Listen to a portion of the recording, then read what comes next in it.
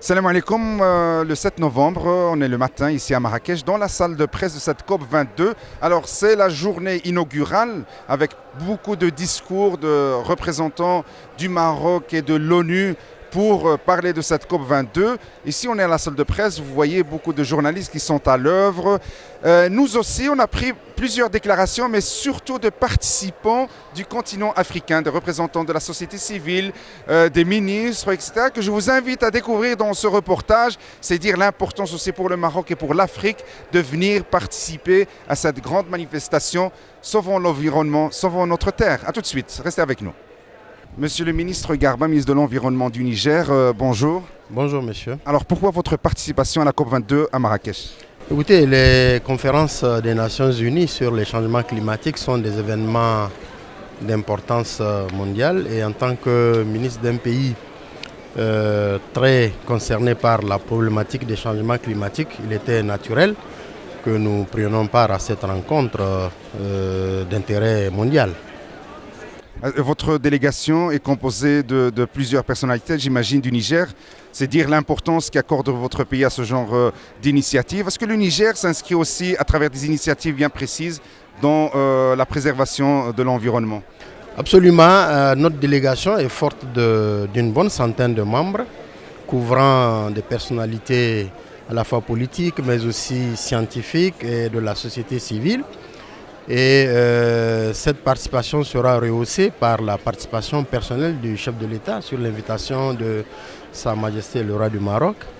Et comme vous le dites, nous sommes partis à toutes les initiatives africaines qui concernent les questions, que ce soit des changements climatiques proprement dites, mais aussi des ressources en eau, de la biodiversité, des questions d'énergie renouvelable.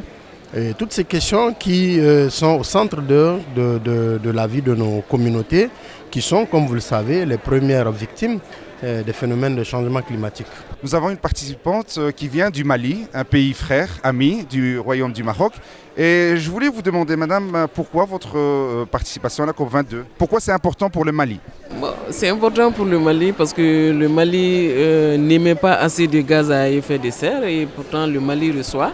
Et aussi, quand vous voyez, le Mali est un pays sahélien.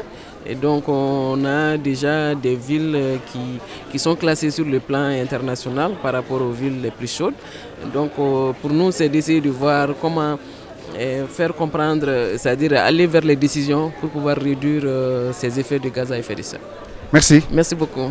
Voilà. Nous avons un représentant de la société civile qui nous vient du Guinée pour participer comme des milliers d'autres personnes intéressées par cette problématique de l'environnement, de la préservation de l'environnement, ici à la COP22 à Marrakech. Alors, monsieur, bonjour.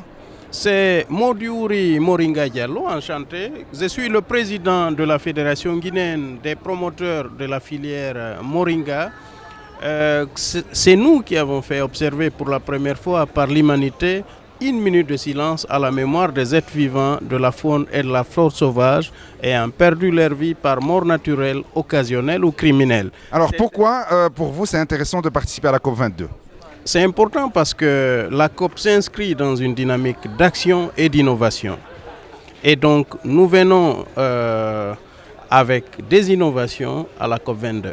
Très bien. Est-ce qu'il y a d'autres participants de la Guinée?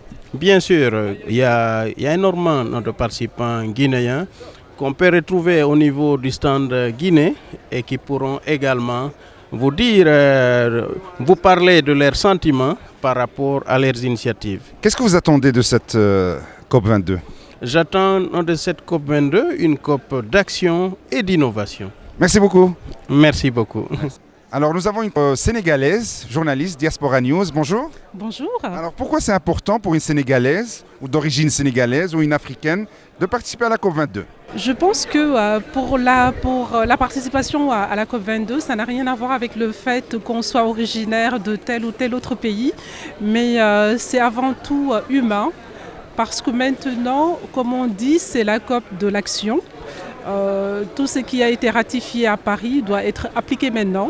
Et je pense que c'est l'avenir de la planète qui est en jeu et on est tous concernés. Donc moi, je suis là en tant que représentant d'un magazine panafricain qui s'appelle Diaspora News, sachant aussi que la COP, c'est la COP de l'Afrique en particulier aussi. c'était the place to be, comme on dit. Yes. Donc c'est la raison pour laquelle on est là pour observer, pour voir quelles seraient les grandes décisions qui seraient prises et quelle serait la suite en fait de la COP 21 à Paris. Merci. Je vous en prie. Alors nous avons un journaliste du Togo. Bonjour confrère. Bonjour confrère. Alors pourquoi votre participation à la COP 22? Parce que je veux que les choses changent sur le plan climatique. On a beaucoup de choses à faire et qu'il faut beaucoup de sensibilisation à propos de ce changement de climat. Les gens ne sont pas encore conscients que nous avançons vers la destruction de notre planète. Il y a d'autres Togolais comme vous qui sont présents ici? Oui, il y a d'autres Togolais, mais je ne les ai pas encore rencontrés. Ils sont 3 ou 4. D'accord. Comment vous trouvez le Maroc? Le Maroc est en avance. C'est un beau pays. Surtout, la ville de Marrakech, j'ai été impressionné. Depuis Gaza jusqu'à Marrakech, vraiment c'est impressionnant. Si mon pays peut aborder dans le même sens, ce serait très bien. Merci confrère. Merci. Nous avons une Tchadienne qui représente la société civile à cette COP 22. Une simple question, pourquoi votre participation à cette COP? Notre participation est très importante parce que si on voit le pays en voie de développement, nous sommes vraiment impactés sur le changement climatique, c'est pourquoi nous sommes là. Alors je vois quelques objets dans votre main, ça veut dire quoi? Qu'est-ce que ça représente? Ça représente dans notre communauté, c'est quelque chose qui est magnifique pour nous et c'est très important pour nous, c'est pour boire de l'eau avec. Et maintenant, nous sommes impactés seulement sur le changement climatique et ça, c'est en voie de développement, c'est en voie de disparition, c'est pourquoi maintenant on a amené ça à la COP21 pour montrer le... Donc vous avez ramené ça pour sensibiliser les participants sur la disparition de ce genre d'objet qui est très important, qui est vital pour la survie des Tchadiennes et des Tchadiens? Oui, effectivement. Super, merci. Nous avons avec nous M. Fahdi Atta, directeur de la Nouvelle Tribune, un homme de médias, un homme de presse qui va nous donner son avis sur cette organisation de la COP 22. Alors, M. Yatta, bonjour. Bonjour. D'abord, je constate d'abord qu'il y a énormément de monde et que donc les conditions d'accès sont fluentes, mais quand même ça prend un peu de temps, ce qui est normal. C'est un événement planétaire. Je constate aussi avec plaisir que la COP nous a amené la pluie, ce qui est très important pour nous Marocains. Et donc c'est un heureux présage. Et troisièmement, je forme le souhait que cette COP soit véritablement celle de l'action et que ainsi le Maroc, mais surtout la lutte pour le changement climatique, entre dans l'histoire. Merci M. Yatta. C'est moi, merci beaucoup. Voilà, اشتاجت مع la COP 22 فيها خير هذا فيها الخير.